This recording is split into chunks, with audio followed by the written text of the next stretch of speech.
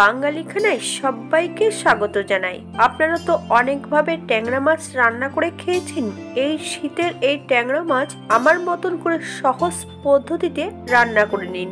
ছোট ছোট টিপস সহ আপনিও খুব সহজে রান্নাটি শিখে নিতে পারবেন। তবে আমি এখানে আলু ফুলকপি দিয়ে কিভাবে ট্যাংরা মাছ রান্না করলাম, চলুন সেটা একবার দেখে নেওয়া যাক।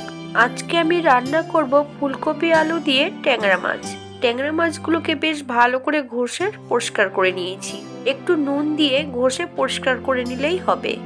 1 চামচ নুন, 1 চামচ হলুদ গুঁড়ো আর সামান্য একটু সর্ষের তেল দিয়ে মাছের গায়ে ভালো করে লাগিয়ে রেখে দিতে হবে 10 মিনিটের জন্য।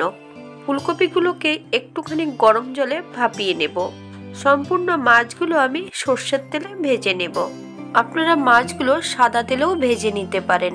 খুব বেশি মাছগুলো ভাজবো না। এই পর্যায়ে মাছগুলোকে আমি তুলে নেব তেল থেকে। আপনারা আপনাদের পছন্দ মতন মাছগুলো ভেজে নেবেন। সবার প্রথমে কাঁচা সর্ষের তেল লাগানোর কারণ যে মাছগুলো তেলে দেওয়ার সঙ্গে সঙ্গে ফেটে গায়ে লাগবে না। একই তেলে আলু ও ফুলকপিগুলো আমি ভেজে নেব। ফুলকপি ভাজার সময় কখনোই নুন অ্যাড করবেন না। আমি শুধু একটু হলুদ গুঁড়ো দিয়েই ফুলকপিগুলো ভেজে তুলে নেব। যদি ফুলকপির গায়ে নুন অ্যাড করা হয় তাহলে ফুলকপির থেকে নিজস্ব যে জলটা আছে সম্পূর্ণ জলটা বেরিয়ে গেলে ফুলকপিটা সেদ্ধ হয়ে যাবে, একটুও ভাজা হবে না। একটা কড়াইতে বেশ কিছুটা সাদা তেল অ্যাড করেছি। ফোড়নে রেখেছি 1/2 চামচ রাঁধুনি, 1/2 চামচ কালো জিরে, 5-6টা বড়ি দিয়ে বেশ ভালো করে ভেজে নেব। ফোড়ন থেকে সুগন্ধ বেরোলে এই পর্যায়ে অ্যাড করব মিডিয়াম সাইজের একটা টমেটো আর বেশ কিছু কাঁচা লঙ্কা দোফালি করে অ্যাড করেছি। 1 চামচ নুন। আপনারা স্বাদ অনুসারে নুনটা অ্যাড করবেন। বেশ হালকা হাতে 2-1 মিনিটের মতন আমি নেড়ে চেড়ে নেব। আমি রান্নাটি করছি মিডিয়াম আঁচে। এই পর্যায়ে অ্যাড করতে হবে আদা, জিরে, ধনে, শুকনো লঙ্কা। আমি একসঙ্গে বেটে রেখেছি, 1 চামচ অ্যাড করব।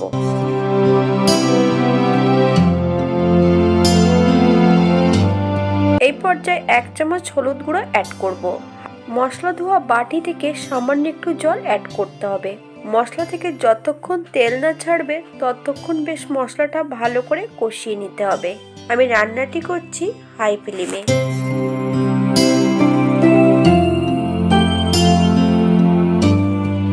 মশলা থেকে তেল ছেড়ে দিয়েছি। এই পর্যায়ে মাছ, আলু, সবজি অ্যাড করতে হবে। হালকা হাতে বেশ 2 থেকে 3 মিনিটের মতন মশলার সঙ্গে সবজি দিয়ে ভালো করে কষিয়ে নিতে হবে। এই পর্যায়ে আমি রান্না করছি মিডিয়াম আঁচে।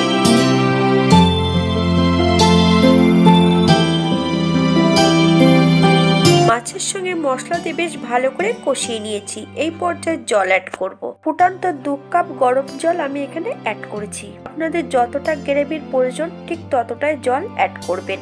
আমি 5 থেকে 7 মিনিটের জন্য ঢাকা দিয়ে দেব হাই ফ্লেমে, যাতে আলু কপিগুলো একটু সেদ্ধ হয়ে যায়। 7 মিনিট পর আমি ফিরে এসেছি। ট্যাংরা মাছ একটু শক্তই হয়, তাই সেদ্ধ হতে গেলে একটু সময় লাগে, তাই ঢাকা দিয়ে রাখলে সেদ্ধ হবে খুব তাড়াতাড়ি। আপনারা যদি পছন্দ করেন তাহলে এই পর্যায়ে একটু চিনি অ্যাড করতে পারেন। 1/2 চামচ গরম মশলা গুঁড়ো, সামান্য একটু ধনেপাতা কুচি। আপনারা যদি পছন্দ করেন তাহলে পরিমাণে বাড়িয়ে দিতে পারেন। এই পর্যায়ে 5 মিনিটের জন্য স্ট্যান্ডিং টাইম দেব, তারপর সার্ভ করব।